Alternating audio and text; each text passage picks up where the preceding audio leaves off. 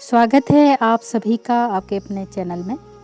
आज की इस वीडियो में हम रसखान जी का जीवन परिचय देखेंगे, जो सारे एग्ज़ाम के लिए क्या है, वेरी इम्पोर्टेंट। ओके, तो शुरू करते हैं इनका जीवन परिचय। जो रसखान जी हैं, इनका जन्म 1548 में हुआ था और माना जाता है कि दिल्ली के आसपास कहीं माना जाता है। लगभग मतलब इनके जीवन परिचय के बारे में कुछ भी जो स्पष्ट जानकारी हैं वो नहीं मिलती हैं। सिर्फ माना जाता है एक अनुमान के तहत कि 1548 में लगभग माना जाता है। और इनका जो मूल नाम था वो सैयद इब्राहिम था। ये एक मुसलमान थे, ठीक है, और वे दिल्ली के आसपास कहीं रहने वाले थे। कृष्ण भक्ति ने इनको ऐसा मुग्ध किया था कि इन्होंने गोस्वामी जो विट्ठल नाथ थी उनसे क्या ली, दीक्षा लेके ये ब्रजभूमि में जाके बसे और वहाँ पे कृष्ण की भक्ति में क्या हो गए थे, इस प्रकार से लीन हो गए थे और अपना जो सब कुछ होता है, अपना धर्म जाति, इस प्रकार से सब कुछ भूल के इन्होंने कृष्ण को अपना आराध्य मान लिया था, ठीक है। और 1628 के लगभग इनकी मृत्यु मानी जाती है। प्रमुख कृष्ण भक्तों में रसखान जी का नाम लिया जाता है, ठीक है। और इन्होंने जो कृष्ण हैं उनके रूप माधुरी, ब्रज महिमा, राधा कृष्ण की प्रेम लीलाओं का क्या किया था, मनोहर वर्णन किया था। इन्होंने अपनी प्रेम की तन्मयता और भाव, पूरे जो भाव होते हैं उनके द्वारा क्या किया था, कृष्ण भक्ति में ये लीन हो गए थे, ठीक है। और अब इनकी जो प्रसिद्ध जो रचनाएं मानी जाती हैं, जो इनकी प्रसिद्धि का आधार है, एक सुजान रसखान और एक प्रेम वाटिका, ठीक है। जो इनकी प्रसिद्धि का आधार है, ये दोनों ही रचनाएं हैं इसमें। और इन रचनाओं में इन्होंने क्या किया है, श्री कृष्ण और राधा जी का जो वर्णन है उसके बारे में इन्होंने लिखा है, ठीक है। रीतिकालीन रीति मुक्त कवियों में रसखान क्या थे, अत्यंत महत्वपूर्ण थे।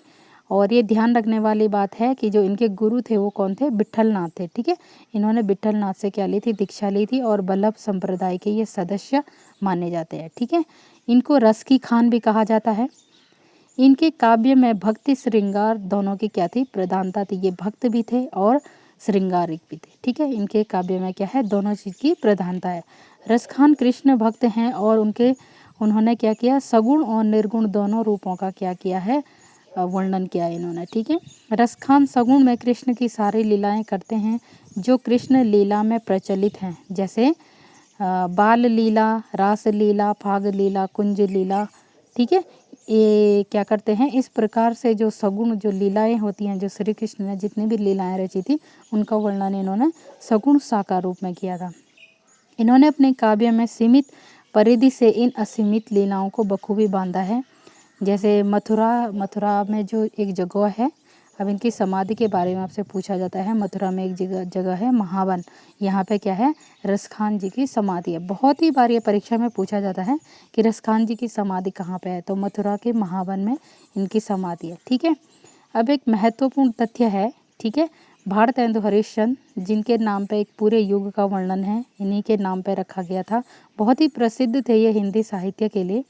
इन्होंने रसखान जी के बारे में जो एक इन्होंने कहा था, एक लाइन कही थी, इन्होंने कहा था कि इन मुसलमान हरिजन पर कौटिन हिंदुवारी, ठीक है। तो इनमें जो रसखान का नाम है वो सर्वोपरि है, ठीक है। ये लाइन बहुत बार पूछी जाती है कि इन मुसलमान हरिजन पे कौटिन हिंदुवारी, ये किसके लिए कहा था और किसने कहा था, ठीक है। तो ये भारतेंदु हरिश्चंद्र जी की लाइन थी। बोधा और आलम भी इसी परंपरा में आते हैं, ठीक है। अब देखो भाई, सबसे बड़ी बात ये है कि ये मुसलमान होते हुए भी कोई कहेगा नहीं कि ये मुसलमान थे, ठीक है। इन्होंने क्योंकि इस इतनी तन्मयता के साथ क्या किया है, कृष्ण की लीलाओं का वर्णन किया है, ठीक है।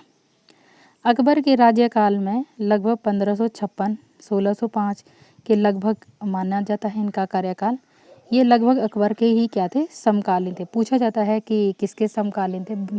विभिन्न प्रकार के जो हमारे हिंदी साहित्य में जो कवि हैं उनके बारे में पूछा जाता था किसके समकालीन है, ठीक है। तो ये अकबर के समकालीन माने जाते हैं।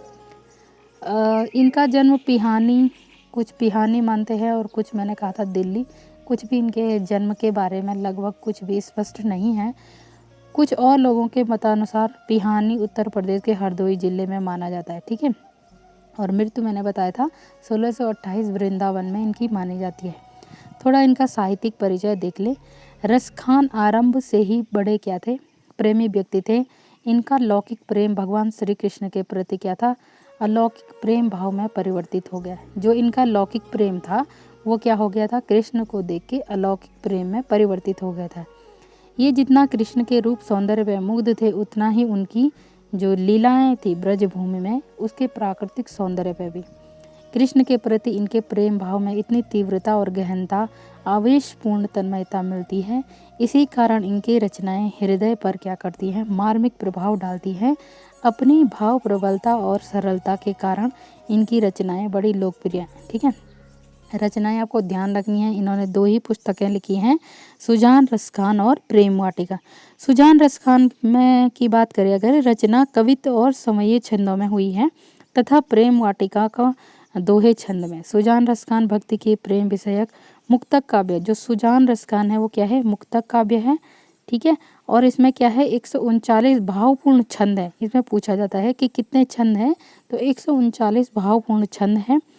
प्रेम वाटिका में जो है 25 दोहों में प्रेम का स्वरूप और काव्यात्मक वर्णन। ठीक है, तो जो प्रेम वाटिका है उसमें क्या है 25 ही दोहे हैं, जो क्या हैं बहुत ही क्या हैं मतलब इस प्रकार से रसखान जी ने उनमें क्या किया, बड़े भावपूर्वक और प्रेम पूर्वक उसमें क्या किया है, काव्यात्मक वर्णन किया है। ठीक है, तो मिलते हैं अगली वीडियो में, तब तक आप अपनी पढ़ाई जारी रखें। धन्यवाद।